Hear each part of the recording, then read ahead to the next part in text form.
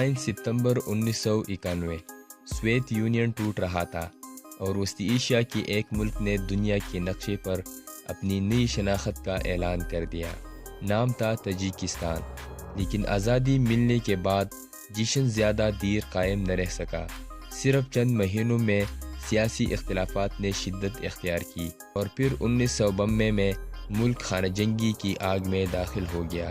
ایک طرف حکومت تھی، دوسری طرف مخالف سیاسی اور مسلح گروہ۔ شہر متاثر ہوئے، ہزاروں خاندان بکھر گئے اور ایک نئی ریاست اپنی ہی اندرونی بحران میں پھنس گئی۔ لیکن اس کہانی کا حیران کن حصہ ابھی باقی تھا۔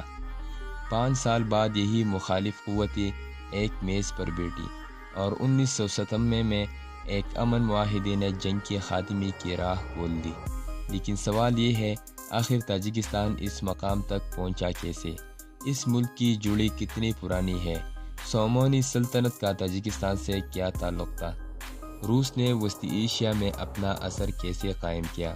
اور آزادی کے فوراً بعد ایک نیا ملک خانہ جنگی کا شکار کیوں ہو گیا؟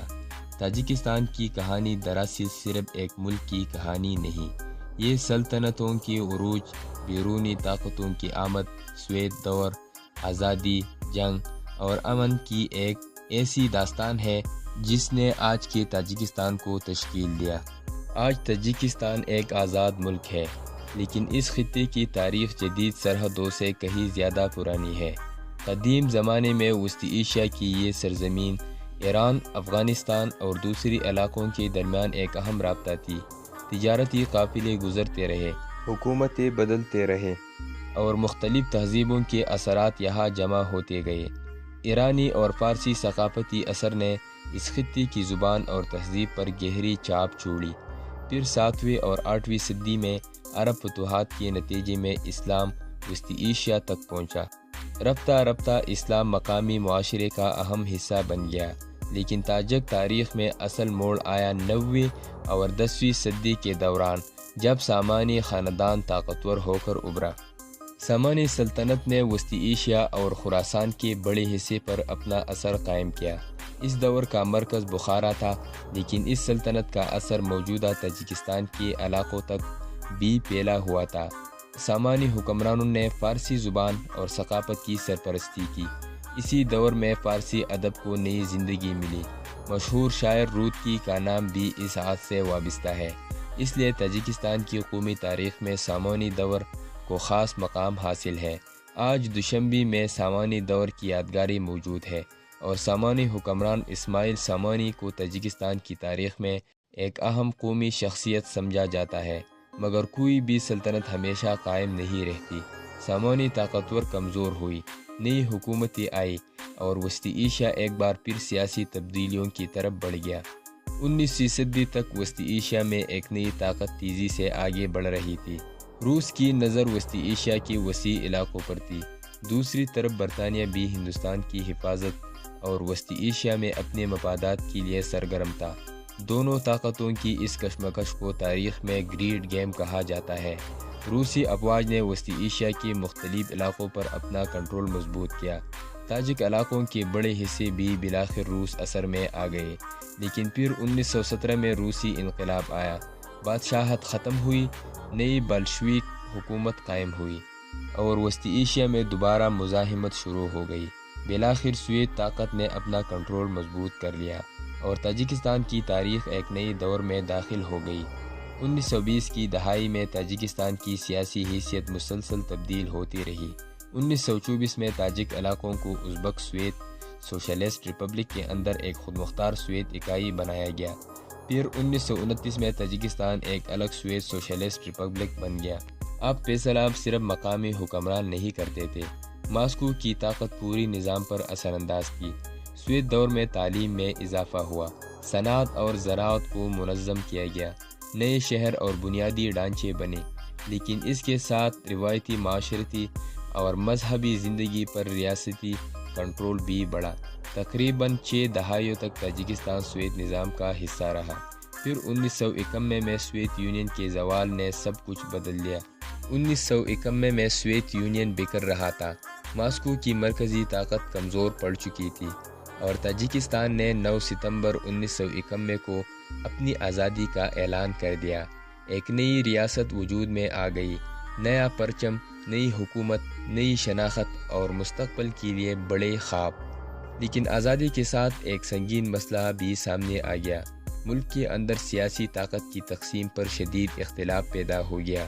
مختلف علاقوں اور سیاسی گروہوں کے درمیان کشیدگی بڑھتی گئی، اور اگلے ہی سال حالات اتنے خراب ہو گئے کہ 1992 میں تاجکستان خانہ جنگی میں داخل ہو گیا۔ تاجک خانہ جنگی 1992 سے 1997 تک جاری رہی۔ یہ تنازعہ حکومت اور متحدہ اپوزیشن کے درمیان سیاسی اور مسلح کشمکش میں تبدیل ہو گیا۔ مختلف علاقائی، سیاسی اور نظریاتی گروہوں کے مفادات اس جنگ میں شامل تھے۔ ملک کی معیشت شدید متاثر ہوئی، لوگوں کی زندگیاں بدل گئی، بہت سے خاندان نقل مکانی پر مجبور ہو گئے۔ ایک نئی ریاست جسے ابھی اپنے ادارے مضبوط کرنے تھے، اب اسے جنگ ختم کرنے کا چیلنج درپیش تھا۔ لیکن جنگ کے ساتھ ساتھ مذاکرات بھی چلتے رہے۔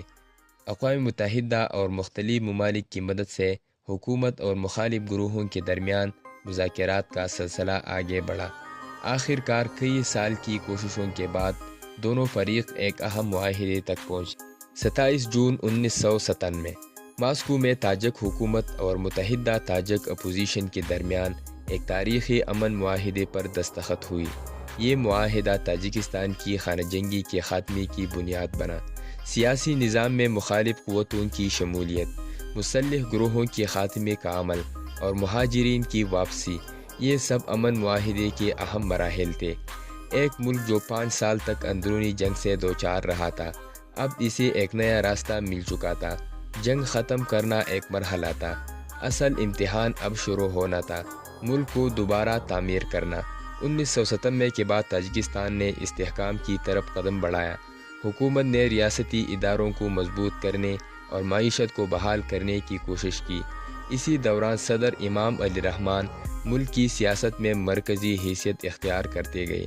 آج کا تاجکستان ایک آزاد ریاست ہے، اس کی اپنی حکومت ہے، اپنی کرنسی، اپنا پرچم اور اپنی قومی شناخت ہے، لیکن اس شناخت کے پیچھے صدیوں کی تاریخ موجود ہے۔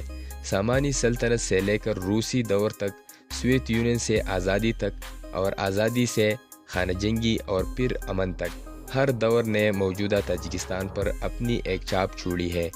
آج اگر آپ تاجکستان کا نام سنتے ہیں تو شاید ذہن میں برف پوش پہاڑ، پامیر اور خوبصورت وادیاں آتی ہے، لیکن ان پہاڑوں کے پیچھے ایک اور تاجکستان چھپا ہوا ہے، ایک ایسی سرزمین جس نے سلطنتوں کو بنتے اور ٹوٹتے دیکھا، روسی طاقت کا پھیلاؤ دیکھا، سوویت یونین کا حصہ بنی، پھر آزادی حاصل کی، اور آزادی کے بعد اپنی ہی اندر ایک تباہ کن جنگ دیکھی، مگر کہانی کا اختتام جنگ پر نہیں ہوا۔